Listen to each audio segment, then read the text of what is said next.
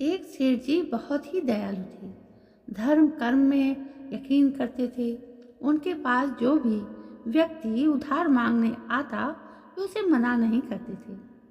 सेठ जी मुनीम को बुलाते और जो उधार मांगने वाला व्यक्ति होता उससे पूछते कि भाई तुम उधार कब लौटाओगे, इस जन्म में या फिर अगले जन्म में। जो लोग ईमानदार होते वो कहते सेठ जी हम तो इसी जन्म में आपका कर्ज चुकता कर देंगे। और कुछ लोग जो ज़्यादा चालाक और बेईमान होते वे कहते सेठ जी हम आपका कर्ज अगले जन्म में उतारेंगे। और अपनी चालाकी पर वे मन ही मन खुश होते कि क्या मूर्ख सेठ है, अगले जन्म में उधार वापसी की उम्मीद लगाए बैठा है। ऐसे लोग मुनीम से पहले ही कह देते कि वो अपना कर्ज अगले जन्म में लौटाएंगे और मुनीम भी कभी किसी से कुछ पूछता नहीं था। जो जैसा कह देता मुनीम वैसा ही बही में लिख देता। एक दिन एक चोर भी सेठ जी के पास उधार मांगने पहुंचा। उसे भी मालूम था कि सेठ अगले जन्म तक के लिए रकम उधार दे देता है।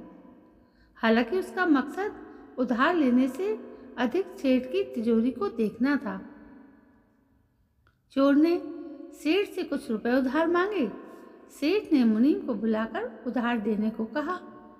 मुनीम ने चोर से पूछा भाई इस जन्म में लौटाओगे या अगले जन्म में। चोर ने कहा मुनीम जी मैं ये रकम अगले जन्म में लौटाऊंगा। मुनीम ने तिजोरी खोलकर पैसे उसे दे दिए।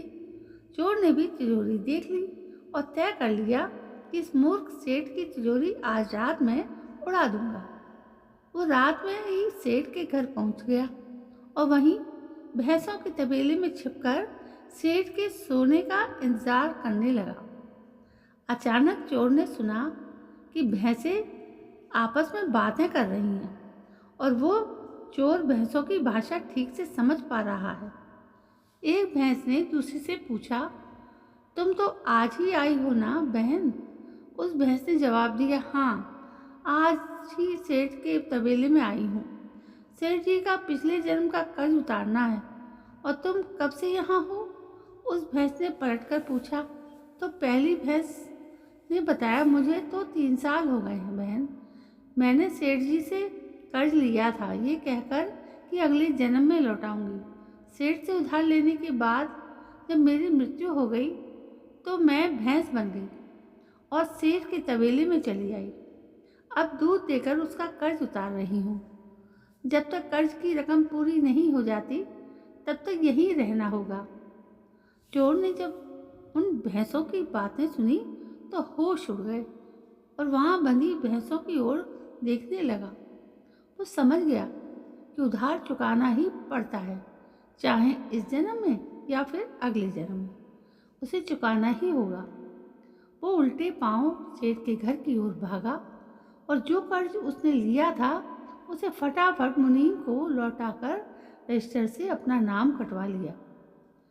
हम सब इस दुनिया में इसलिए आते हैं क्योंकि हमें किसी से लेना होता है तो किसी का देना होता है। इस तरह से प्रत्येक को कुछ न कुछ लेने देने के हिसाब चुकाने होते हैं। इस कर्ज का हिसाब चुकता करने के लिए इस दुनिया में कोई बेटा बनकर आता है तो कोई बेटी बनकर आता है, कोई पिता बनकर आता है तो कोई माँ बनकर आता है, कोई पति बनकर आता है तो कोई पत्नी बनकर आता है, कोई प्रेमी बनकर आता है तो कोई प्रेमिका बनकर आता है, कोई मित्र बनकर आता है तो कोई शत्रु बनकर आता है, कोई पड़ोसी बनकर आता है तो कोई रिश्तेदार बनकर आता है। चाहे दुख हो या सुख हिसाब तो सबको देना ही पड़ता है। ये प्रकृति का नियम है। ये विश्व उस प्रकृति जिसने दुनिया को बनाया है वो मालिक कबीर परमेश्वर मनुष्य रूप में प्रकट होकर इस पृथ्वी पर आए हुए हैं अपने बच्चों को लेने के लिए तत्व ज्ञान, सूक्ष्म ज्ञान, आध्यात्मिक ज्ञान समझाकर सतलोक ले जाने के लिए। प्रकृति परिवर्तनशील है। हम बहुत भाग्यशाली हैं, मालिक की शरण में हैं। अपने कर्मों को सुधार लें, अपने जीवन की यात्रा को सफल बनाएं। तो दोस्तों, ये एक छोटी सी समझने वाली कहानी थी।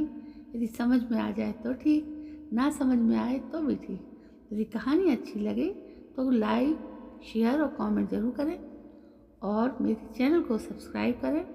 कल मैं फिर हाजिर होती हूँ नई कहानी को लेकर। तब तक के लिए जय हिंद, वंदे मातरम।